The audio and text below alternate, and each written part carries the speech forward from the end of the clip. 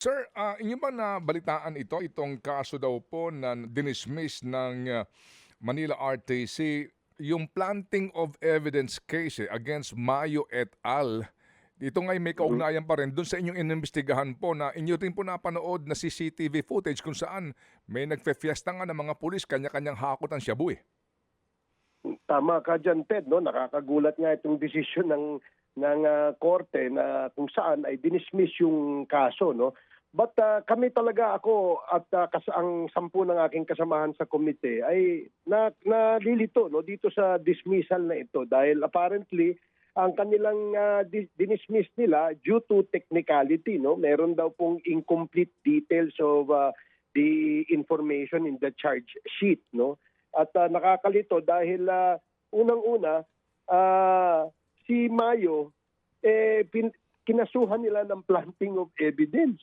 Di ba si Mayo nga yung pinlantingan dun nung nag-stage sila kunyari nung pagkakahuli ni Mayo dun sa isang tulay sa Quiapo yata yun kung natatandaan ko pa, Ted, no? So talagang merong kalituhan, no? Pangalawa, bakit hindi yung possession ang ating i-charge sa kanya as recommended by the committee report of the Committee on Dangerous Drugs. Sinabi nga namin doon sa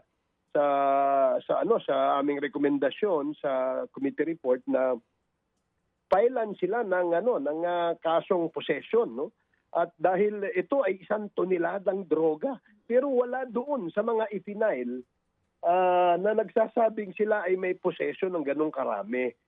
Kaya nakakalito. That's why hihingi kami ng detalye pa, Ted, dito tungkol sa dismissal na ito at kung ano-ano pang mga kaso ang i-file sa kanila. Opo. Ngayon ba, Sir Ace, kayo po ay pa rin, spokesperson po ng Kamara, kung mamarapati lang po ang katanungan? Ay, hindi na, Ted, no? Ako po ay nag-resign na rin kasama sa pag-resign ng ating dating speaker. Pero ako po ay tumutulong pa rin sa ating bagong speaker sa mga bagay na pwede natin siyang matulungan kung nangangailangan ng konting tulong. Opo, kaya ko po natanong yan kasi nga din po mainam din na kung kayo po ay kumbaga meron pa rin pong importanteng papel, no, sa kasalukuyan pong Kongreso na ito po ay ma-bring up po ninyo sa Kongreso sa 20th Congress. Sino ba ngayon ang chairman po ng Committee on Dangerous Drugs? Pumalit sa inyo.